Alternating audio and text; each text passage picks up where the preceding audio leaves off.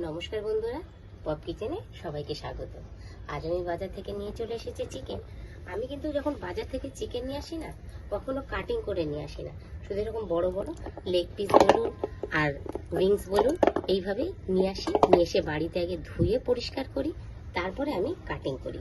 আজকে চলুন আমি আপনাদের দেখাবো চিকেন কাসুন্দি। তাহলে চলুন। মাংসটাকে আমার কাটিং করা হয়নি, ধুয়ে পরিষ্কার করে নিয়েছি। এবার আমি এই মাংসটাকে বড় বড় করে টুকরো করে কেটে নেব। তাহলে কেটে নিয়ে আরেকবার ধোবো। তাহলে চলুন রান্নার কাছে যাই কেটে নিয়ে। এই দেখো, আমি একদম বড় বড়, ঠিক যেরকম বিরিয়ানি হয় বিরিয়ানির মতন বড় বড় করে টুকরো করে কাটছি। এই যে সব বড় বড়, এই দেখো সব বড় বড় টুকরো এইভাবে কেটে একবার ধুয়ে। তো আজকে মশলাগুলো ভেজে নিয়ে তারপরে বাটবো। প্রথমেই আমি দিয়ে দিচ্ছি শুকনো লঙ্কা, তার সাথে সাথে দিয়ে দিচ্ছি আমি একটা তেজপাতা, দিয়ে দিচ্ছি 4টে এলাচ, আর সঙ্গে দিয়ে দিচ্ছি 3টে গোলমরিচ আর 2টো লবঙ্গ, আর ছাড়িয়ে রাখা কিছু রসুনের কোয়া।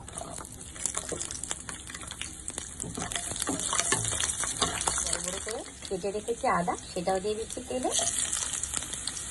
আর বড় বড় করে আমি কেটে রেখেছি পেঁয়াজ, সেটাকেও তেলে দিয়ে দিচ্ছি। এগুলো একটু নেড়ে চেড়ে হালকা ফ্রাই করে নেব।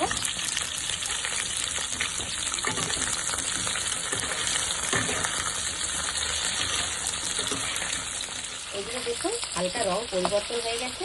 এবার আমি এর মধ্যে দিয়ে দিচ্ছি সামান্য ধনে, আর দিয়ে দিচ্ছি অল্প পরিমাণে জিরে। এগুলো সব আমি ভেজে তুলে নেব। এগুলো সব আমি হালকা ফ্রাই করে নিয়েছি।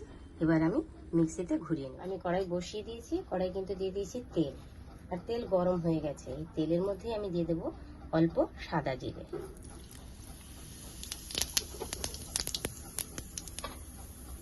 তার মধ্যেই আমি দিয়ে দিচ্ছি এই যে ধুয়ে জল ঝরিয়ে রেখেছি চিকেনটা, সেটা।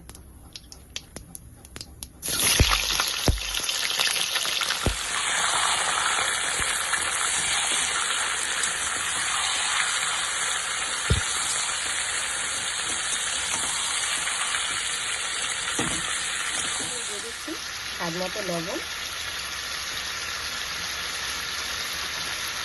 পরিমাণ মতন হলুদ, রং হওয়ার জন্য কাশ্মীরি লঙ্কা গুঁড়ো।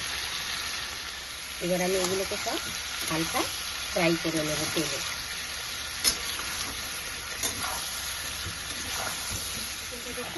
এখন প্রায় ফ্রাই মতন হয়ে গেছে। এবার আমি এই যে মিক্সিতে বেটে রেখেছি মশলাটা, সেটা এর মধ্যে দিয়ে দেবো। এই মশলাটা দিয়ে আমি চিকেনটাকে কষাবো।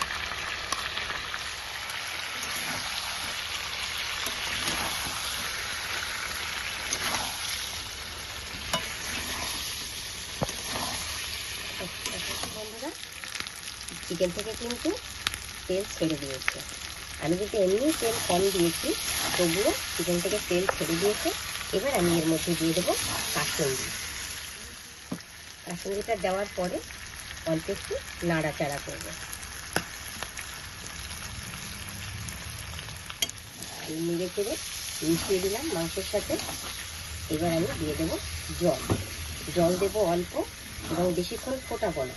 বেশিক্ষণ ফোটালে কিন্তু তেতো হয়ে যাবে, আর অল্পক্ষণ ফোটালে জাস্ট ফুটে উঠবে, নামিয়ে নিতে হবে। তার কারণ মাংস আমার আগে সেদ্ধ হয়ে গেছে।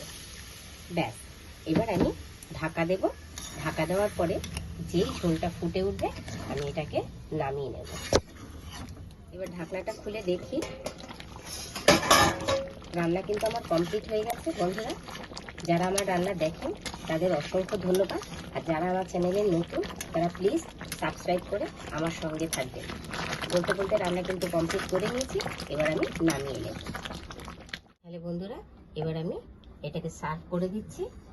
কেমন লাগলো আমার রান্নাটা অবশ্যই আপনারা কমেন্ট করে জানাবেন, আর ভালো লাগলে লাইক, শেয়ার, সাবস্ক্রাইব করতে কিন্তু একদম ভুলবেন না। তাহলে বন্ধুরা, আজকের মতন এই পর্যন্ত। টাটা।